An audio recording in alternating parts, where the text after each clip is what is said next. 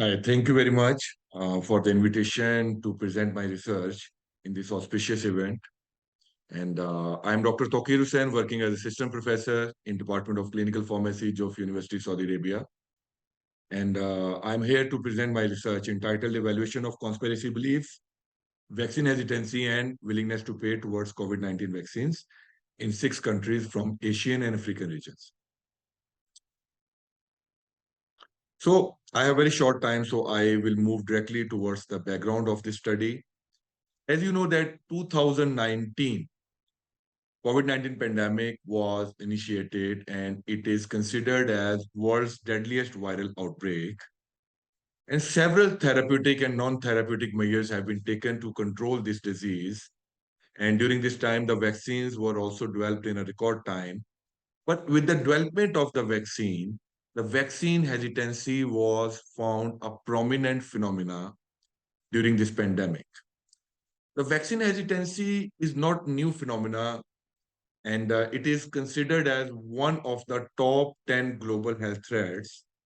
But it gained more importance during the COVID-19 pandemic, and it might be associated due to the several factors, including the conspiracy theories, misleading information, lack of safety and efficacy data, rapid development of the vaccines, lack of knowledge among the general population, and lack of trust on institutions and health authorities. So we all agree that for a successful vaccination program, we need to understand the perception of the community, that what is the magnitude of circulating misinformation and conspiracy theories and vaccine hesitancy in the general community. So in this context, this study was planned to determine the vaccine hesitancy and conspiracy belief in 6 countries, 4 countries from Asia and 2 countries from Africa. So this is the brief framework of this study. So most of our time we consume for the development of data collection form with the help of literature review. After doing validation and reliability analysis of the data collection form, we have the final data collection form having different scale to measure vaccine hesitancy and conspiracy beliefs, willingness to pay, and the government or the attitudes of the general population towards the government mandates. So after having a validated data collection form, the data collection form was distributed in 6 countries by using a snowball and exponential non-discriminated snowball sampling method. So finally, we move to our the results. So here you may see the demographics. The major demographics of this study include we collected a pretty good data from each country, but the participation from India and Malaysia was low in our study. Conspiracy beliefs. We have tested 7 most common conspiracy beliefs in our study population. And out of these 7, we found that top 3, the conspiracy beliefs, like the people were thinking that pharmaceutical companies are covering up the dangers of COVID-19 vaccines at number 1. And at number 2, the people, they considered that they are being deceived about the safety and efficacy of the COVID-19 vaccines. We have also other like numerous people, they have reported the other the conspiracy beliefs, including the COVID-19 the coronavirus is a man-made virus and the vaccines are intended to implant the microchips. There are several the theories that is circulating in Asian and African regions, but these 3 were the most common conspiracy beliefs in our study. We determined the score, the conspiracy belief score, and we compared the score across different like various demographic factors, and we found that conspiracy beliefs were more in young population, in people having low education, in countries like the Egypt and Sudan, and among study population living in rural residents. We measured vaccine hesitancy by modifying the WHO scale, and we found very good results here that most of the people, they think that the vaccines are good for them and the vaccines are helpful for them to protect themselves and their family and the community from the COVID-19. But still, a considerable number of the participants in our study, they were they were hesitant to take the COVID-19 vaccine.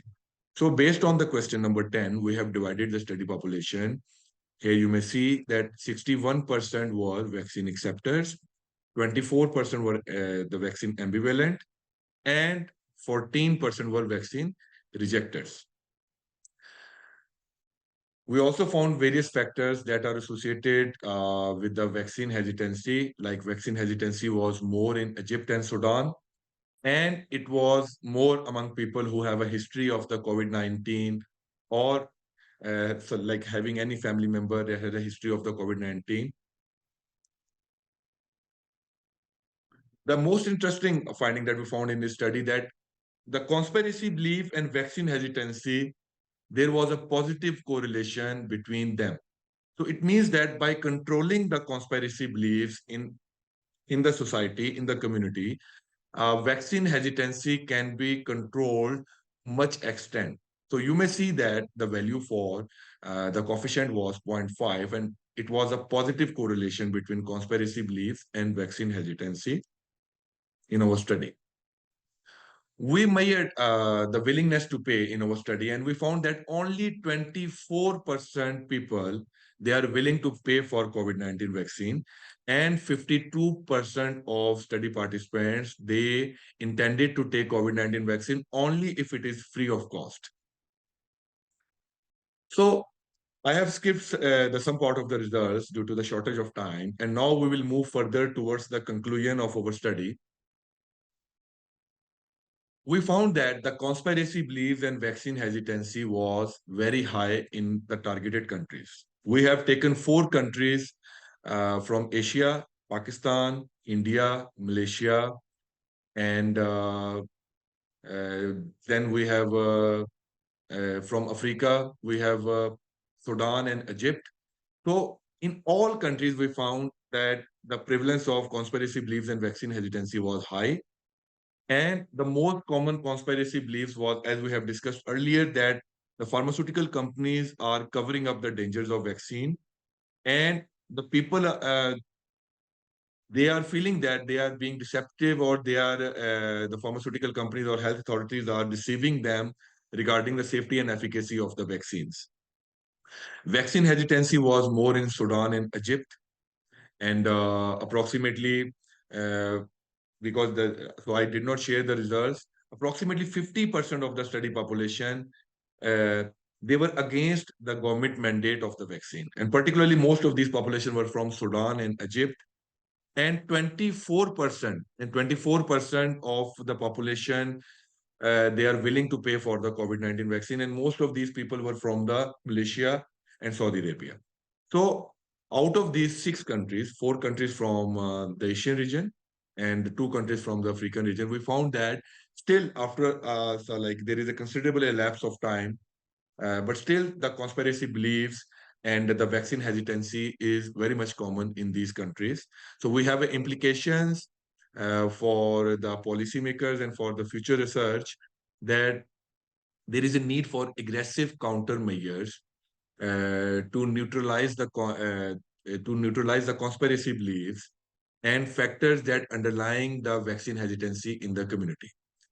There is a need for structured program for public education, and there is also need for the positive peer influence. As you can say, as in our study, we found that people, 70% population, they said that we will take the vaccine if our healthcare professional will recommend vaccine to us. So this is very important point that we have to work on the peer influence and restoration of the trust. The general public is not like the general public has very low trust on the health authorities and on pharmaceutical companies, and it is responsibility of health authorities to restore this trust among the general population.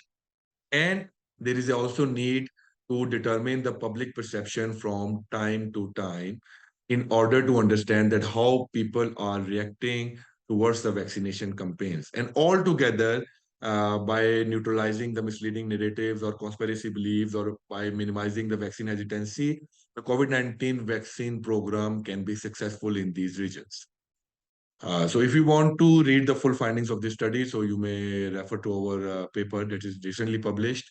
So you can refer to the for detailed the information of the results. You can see this paper is published in Vaccines.